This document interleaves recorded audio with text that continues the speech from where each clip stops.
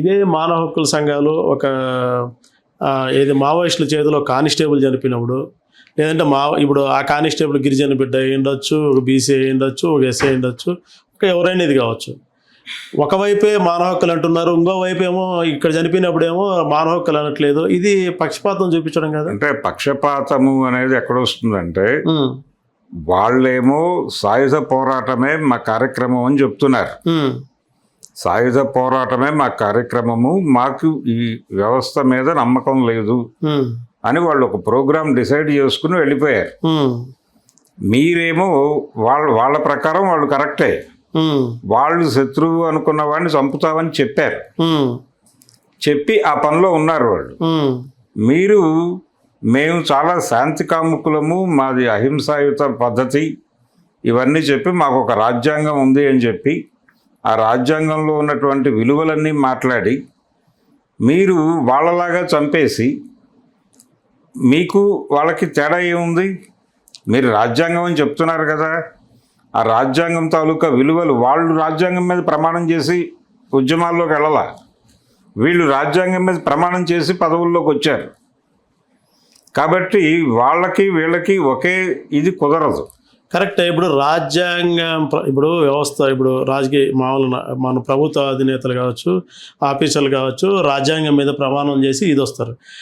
రాజ్యాంగాన్నే మనుగడనే శాసించి రాజ్యాంగం ఇది తప్పు, అసలు ఈ రాజ్యాంగం కాదని అవతల వ్యక్తి ఇదే ఇచ్చినప్పుడు రాజ్యాంగాన్ని కాపాడడానికి వీళ్ళు అది ఆ వర్క్ ఎన్కౌంటర్లు ఇది చేస్తుంటారు. చెప్పండి. అంటే రాజ్యాంగాన్ని కాపాడటం కోసం చంపచ్చు అనేది దానిలో లేదు, దాన్ని అమెండ్ చేసి రాసుకుంటే తప్పులేదు అంటున్నా నేను. ఓకే ఓకే ఓకే ఓకే ఇప్పుడైనా రేవంత్ రెడ్డి గారు ఈరోజు మాట్లాడారు, ఫ్రెండ్లీ పోలీసింగ్ అంటే శాంతియుతంగా ఉన్న వాళ్ళతోనే, ఎవరైనా అతిగా ప్రవర్తిస్తే చంపేస్తాం, వాళ్ళతో ఫ్రెండ్లీ పోలీసింగ్ ఉండదు అని చెప్పాడు కదా. అదే మాటను కాన్స్టిట్యూషన్లో పెట్టమంటున్నా నేను. ఓకే, మరి దీనికే మీరు ఇదంటున్నారు. ఇప్పుడు ఉత్తరప్రదేశ్లో మామూలు చిన్న ఇన్సిడెంట్ జరిగినా కూడా ఎన్కౌంటర్లు జరుగుతూనే ఉన్నాయి. అసలు అది ఎక్కడ మరి ఈ దేశంలో ఇంత పెద్ద పెద్ద సుప్రీంకోర్టు గారి నుంచి పెద్ద పెద్ద వాళ్ళు ఉన్నారు కదా, ఎక్కడ ఇది రాలేదు అసలు. హింస జరుగుతూనే ఉందండి సమాజంలో. హింస జరగటం లేదని ఎవరన్నారు? ఇప్పుడు అడవుల్లో హింస జరుగుతోంది, ఎక్కడైనా హింస జరుగుతోంది. ఆదివాసీల మీద హింస చేసి వాళ్ళని అడవుల్లో నుంచి గెంటేస్తున్నారు కదా బయటికి. వాళ్ళందరూ మావోయిస్టులుగా ముద్ర వేసేసి బ్రాండ్ చేసి, ఇప్పుడు బ్రాండింగ్ అనేది ఒక ప్రోగ్రాం. చంపదలుచుకున్న కుక్క పిచ్చిది అని చెప్పాలని ఒక పద్ధతి ఉంది. ఇప్పుడు అడవుల్లో ఉన్న ఆదివాసీలు అందరూ మావోయిస్టులు అని చెప్పి వాళ్ళందరినీ సరెండర్ చేసేసుకుని మావోయిస్టు రీహాబిలిటేషన్ స్కీమ్ కింద వాళ్ళందరినీ తీసుకెళ్ళి అడవి బయట ఇల్లు కట్టించి ఇచ్చేస్తున్నారు. అలా అడవుల నుంచి ఆదివాసీలని తరలించేయటం అనే ప్రోగ్రాం జరిగిపోతుంది చాప కింద నీరులాగా. ఇవేవి ఎవరి దృష్టికి రావట్లేదు.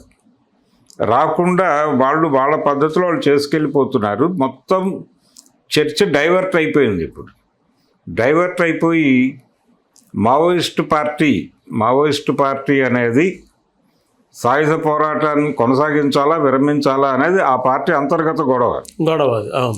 దాన్ని బయట సమాజంలో పెట్టి, బయట సమాజంలో దాన్ని ఒక తీవ్రమైన సమస్యగా మార్చి జనాలందరూ ఇప్పుడు దాని మీద మాట్లాడుకుంటున్నారు. అవతల వాళ్ళు చేసేది వాళ్ళు చేసుకుని వెళ్ళిపోతున్నారు. దాని గురించి ఎవరో మాట్లాడట్లే. వీళ్ళు ఆయుధం ఇచ్చేస్తారా, ఆయుధం పట్టుకుని ఉంటారా అనేది పక్కన పెట్టి అసలు అడవుల్లో జరుగుతోంది ఏమిటి, ప్రభుత్వం చేస్తున్న దానిలో తప్పుందా లేదు, తప్పు లేదా అనే దాని మీద ఎవరూ మాట్లాడట్లేదు. ఇప్పుడు కగార్ ఆపరేషన్ కరెక్టే అనే అభిప్రాయం చెప్పి ఎందుకు కరెక్టో జస్టిఫై చేయాలి కదా. ఆ జస్టిఫికేషన్ ప్రోగ్రామ్ ఎవడు చేయట్లా. అలా ప్రతిదీ కాన్స్టిట్యూషన్తో ముడిపడి ఉన్నటువంటి ఏ అంశం మీద రాజ్యాంగాన్ని వాళ్ళు పట్టించుకోరు. లొంగిపోయిన నక్సలైట్లకు రాజ్యాంగం ఇచ్చాడు ఆయన తుపాకీ తీసుకుని, ఫడ్నవీస్ గారు. మల్లోజులో వేణుగోపాల్ లొంగిపోతే ఆ తుపాకీ తీసుకుని కాన్స్టిట్యూషన్ ఇచ్చాడు. ఏం చేయాలి అతను? మీరేమో కాన్స్టిట్యూషన్ అమలు చేయరు. మీరు అమలు చేయని కాన్స్టిట్యూషను, మీకు అక్కర్లేని కాన్స్టిట్యూషన్ ఆయనకి ఇచ్చి ఏం చేయిస్తారు ఆయనతో? కరెక్ట్. కాబట్టి ఒక గందరగోళం ఉంది దేశంలో. కరెక్ట్. ఆ గందరగోళం నుంచి ఒక క్లారిటీ ఉండాలి, మీరు చంపదలుచుకుంటే చంపడం మా విధానం అని ప్రకటించండి. దాన్ని కాన్స్టిట్యూషన్లో పెట్టండి, తప్పేం లేదు. మనం 100 సార్లు సవరించుకున్నాం. అదేదో యమగోళ సినిమాలో డైలాగ్ ఉంటుంది, మీరు ధర్మశాస్త్రాన్ని అమెండ్ చేస్తారా చేయరా అని అడుగుతాడు యముడిని ఎన్టీ రామారావు గారు. లేదు ధర్మశాస్త్రాన్ని అలా అమెండ్ చేయడం కుదరదు అంటాడు ఆయన. ఇదెక్కడ అధర్మశాస్త్రం అయ్యా బాబు, మేము రాజ్యాంగం రాసుకుని ఇంకా 30 ఏళ్ళు కాలేదు, ఇప్పటికి 42 సార్లు సవరించామంటాడు. ఇప్పటికి ఇంకా అనేక సార్లు సవరించాం. కాబట్టి ఇంకొక సవరణలో ఎవరైనా పెద్ద స్థాయి నేరం చేసి కొంచెం యారగెంట్గా బిహేవ్ చేస్తే ఇన్స్టెంట్ జస్టిస్ అనే పేరుతో చంపేయటం తప్పు కాదు అని ఒక అమెండ్మెంట్ చేయండి, తప్పేం లేదు దానిలో. చేసి మీరు చట్టసభలో ఎలాగూ బలం ఉంది కాబట్టి అక్కడ ఆమోదం పొందేస్తే జనాలందరూ కాన్స్టిట్యూషన్ ప్రకారం చంపేస్తున్నారు అని అనుకుంటారు. ఓకే, అలా లేదు అంటే కనుక ప్రతిసారి ఘర్షణ పడాల్సి వస్తుంది. కాబట్టి యోగి చేస్తోంది కూడా అదే. యోగి కూడా తన ప్రభుత్వాన్ని విమర్శించినా, తన పద్ధతులకు వ్యతిరేకంగా వ్యవహరించినా, ఎవరైనా సమాజంలో ఇబ్బందికరంగా కనిపించినా వాళ్ళని ఎన్కౌంటర్ చేయటం అనేది ఓ ప్రోగ్రామ్గా నడిపేస్తున్నాడు ఆయన. వారి ఆదేశాల మేరకు పోలీసు వారు ఆ కార్యక్రమం నిర్విఘ్నంగా నడుపుతున్నారు అక్కడ. ఆ నడుపుతున్న క్రమం తప్పని నేను అంటం లేదు, కానీ దానికి ఒక చట్టబద్ధత తెచ్చుకుని చేసుకోండి. ఎవరినైనా చంపేయండి, ఏం కాదు. అట్లా కదా, ఎవరినైనా చంపిన వాళ్ళు కూడా ఎవరిని. ఇప్పుడు ఒకప్పుడు ఉత్తరప్రదేశ్ అంటే దేశవ్యాప్తంగా రౌడీ రాజ్యం అని మొత్తం అందరూ భయపడేవాళ్ళు. ఇప్పుడు ఈరోజు కరడుగట్టి ఏదైనా నేరం చేస్తే ఖచ్చితంగా చర్యలు ఉంటున్నాయి. ఇదే ప్రభుత్వాలు ప్రజల దగ్గర నుంచి భూములు లాక్కుంటున్నాయి అభివృద్ధి అనే పేరుతో. అభివృద్ధి అంటే ప్రభుత్వాల నిర్వచనం ఏమిటి?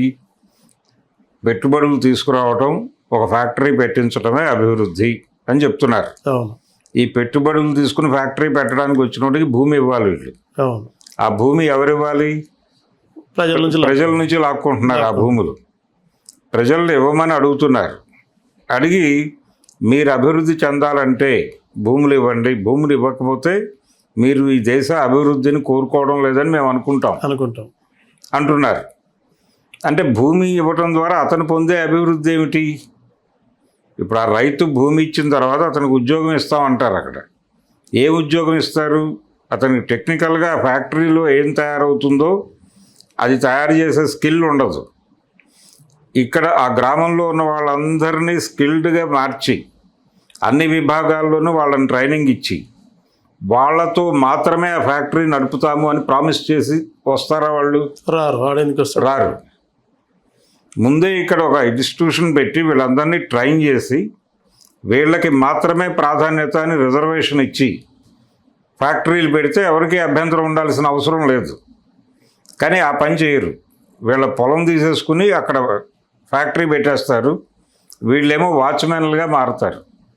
వాచ్మెన్లుగాను లోపల టాయిలెట్ క్లీనింగ్కి, అలాగే టీలు అందించడానికి, సెక్యూరిటీ గార్డులకి. అంటే భూమి ఇచ్చి మీకు స్వీపర్లుగా ఎందుకు పని చేయాలి జనాలు? ఇది అభివృద్ధి అనే పేరుతో చేస్తున్నారు. ఇది తప్పు అంటే కనుక వాడు అభివృద్ధి నిరోధకుడు. అభివృద్ధి నిరోధకుడు అని చెప్పి బ్రాండ్ వేసి ఆయన చంపేస్తారు. అభివృద్ధికి అడ్డం పడుతున్నాడు, ఈ ప్రాంతంలో ఒక ఫ్యాక్టరీ రావడానికి అడ్డం పడుతున్నాడు అని బ్రాండ్ చేసి చంపేస్తే సమాజం ఆమోదిస్తుంది, దాన్ని మిడిల్ క్లాస్ ఆమోదిస్తుంది. మిడిల్ క్లాస్కి ఏం సంబంధం? అక్కడ ఏం జరుగుతుందో వాళ్ళకి సంబంధం లేదు. ఫ్యాక్టరీ వస్తే నిజమే కదా, బోల్డ్ ఉద్యోగాలు వస్తాయి, అక్కడ టీ అమ్ముకోవడానికి అవకాశం ఉంటుంది. ఇన్ని అవకాశాలు వదులుకుని వీళ్ళేంటి అడ్డంగా ఫ్యాక్టరీ రావద్దంటారేంటి? ఆలోచన వెళ్ళకుంటుంది. చంపేస్తే తప్పేంటి అని మాట్లాడుకుంటారు. ఇలా జస్టిఫై అయిపోతుంది ప్రపంచం. ఇలా ఒక అభిప్రాయాన్ని తాము చేసే దుర్మార్గాలకి అనుకూలమైన అభిప్రాయాలు ప్రజల్లో నాటేసి ప్రజలతో మాట్లాడించేసి వాటి చాటున వీళ్ళు చాలా దారుణాలు చేసేస్తున్నారు. అది రాజ్యాంగాన్ని అడ్డం పెట్టుకుని. ఇన్ని దుర్మార్గాలు జరుగుతున్న సందర్భంగా ఇప్పుడు మావోయిస్టులు కూడా ఏం ఉద్యమాలు చేయక్కర్లేదు, అడవులో రాజ్యాంగాన్ని అమలు చేయండిరా బాబు అని చెప్పి రోడ్డు మీదకి వచ్చినా చాలు. Correct sir. మావోయిస్టుకి సంబంధించి మనం ఇటీవల చూస్తున్నాం, కీలక నాయకులందరూ లొంగిపోయారు. At the same time Maoist కేంద్ర కమిటీ ఒక ప్రకటన రిలీజ్ చేసింది. ఏమని, వాళ్ళిద్దరూ ద్రోహానికి పాల్పడ్డారు, ఖచ్చితంగా శిక్షలు వేస్తాం మామూలు ఇది అనేది ఉంది. మరోవైపు ఎలా ఇదంటే ఓవరాల్గా చూస్తే 10-12 మంది మించి నాయకులు లేరు. ఒక హిడ్మా కీలకంగా ఉన్న వ్యక్తి హిడ్మా ఒక్కరు దొరికితే మొత్తం ఇంకా ఇది పూర్తిగా కోల్పోయినట్టు అనేది ఒక జరుగుతుంది. ఆపరేషన్ కగార్ అనేది హిడ్మా టార్గెట్గానే సాగుతుంది అనేది ఒక ఆరోపణ కూడా ఉండదు. అట్ ద సేమ్ టైం మీరు కూడా ఒక అంశం చెప్పారు, మావోయిస్టులు అడవుల్లో ఉద్యమాలు చేయాల్సిన పని లేదు, బయటకు వచ్చి రాజ్యాంగం అమలు చేయండి బాబు డిమాండ్ చేసినప్పుడు చాలా అనేది ఇది ఉంటున్నది. అవును, అంటే కాన్స్టిట్యూషన్ని ఎవడూ పట్టించుకోవడం లేదు అనేది గొడవ చేయాల్సినటువంటి అవసరం ఉంది. అయితే దీనికోసం వాళ్ళు ఉద్యమాలు ఆపుకోనక్కర్లేదు. ఉద్యమం చేస్తూనే, అంటే లిబరలైజేషన్ వచ్చిన తర్వాత మన జీవితాల్లోకి అనేక మార్పులు జరిగిపోయినాయి. అందులో ప్రధానంగా ఎవరి భూమి అయినా లాక్కుని ఎవరికైనా ఇచ్చేటువంటి స్వేచ్ఛ ప్రభుత్వాలు తీసేసుకున్నాయి, మన చేతి నుంచి లాగేసింది. తీసేసుకోవడం అనేది చాలా ప్రమాదకరంగా మారిపోయింది. దీన్ని అడ్డుకుంటున్నారు అనే ఉద్దేశంతోనే మావోయిస్టు పార్టీని ఇక్కడ నుంచి తుడిచిపెట్టాలి అని అనుకుంటోంది ప్రభుత్వం. అందుకోసం మొదలుపెట్టిందే ఆపరేషన్ కగార్. మనకి ఈ ఆర్థిక సరళీకరణలు రాకముందు మావోయిస్టుల గురించి రాష్ట్ర ప్రభుత్వాలు మాత్రమే మాట్లాడుకునేవి. నక్సల్ ఎఫెక్టెడ్ స్టేట్స్ అన్నిటినీ కలిపి ఒక మీటింగ్ పెట్టడం, నక్సల్ ఎఫెక్టెడ్ స్టేట్స్ డీజీపీలతో మీటింగ్ పెట్టడం, ఈ ప్రోగ్రామ్స్ గతంలో లేవు, 90లకు ముందు లేవు. ఓకే, తర్వాత మొదలైనవి. మన్మోహన్ సింగ్ ఆర్థిక మంత్రిగా ఉండగా ఇలాంటి సమావేశాలు పెట్టమని హోంమంత్రిత్వ శాఖను ఆదేశించేవాడు ఆయన. ఓకే, ఇలా సమావేశాలు పెట్టి మావోయిస్టులతో ప్రమాదం ఉంటుంది అనేది ముందుగా చెప్పినవాడు. ఈ దేశానికి ఆర్థిక సరళీకరణలు పట్టుకొచ్చిన మరుక్షణమే ఇక్కడికి పెట్టుబడులు తీసుకొస్తాం, మనం ఫ్యాక్టరీలు వస్తాయి, వచ్చినప్పుడు ఇక్కడ జనాలు సఫర్ అవుతారు, సఫర్ అయినప్పుడు వాళ్ళ తరఫున ఎవరో ఒకళ్ళు నిలబడి దెబ్బలాడతారు, ముందు ఆ దెబ్బలాడే వాళ్ళని చంపేయాలి, దెబ్బలాడే వాళ్ళు ఉన్నారు అంటే వాళ్ళు రారు, పెట్టుబడులు రావు, అభివృద్ధి జరగదు. కాబట్టి అభివృద్ధి జరగాలంటే పెట్టుబడి రావాలి, పెట్టుబడి రావాలంటే వాళ్ళకి గ్యారంటీ ఉండాలి, ఇక్కడ ఎవడు అడ్డం పడ్డానికి గ్యారంటీ ఇవ్వాలి, అడ్డం పడేటువంటి ఆర్గనైజేషన్స్ అన్నిటినీ బుల్డోజ్ చేసి తొలగించాలి. ఈ ప్రోగ్రాంలో భాగంగానే మన్మోహన్ సింగ్ గారు మొదలుపెట్టాడు ఇది. దాన్ని కొనసాగింప ఆయన ప్రధానమంత్రిగా ఉండగా ఆపరేషన్ గ్రీన్ హంట్ అన్నారు. ఆ గ్రీన్ హంట్ మరో రూపమే ఆపరేషన్ కగార్.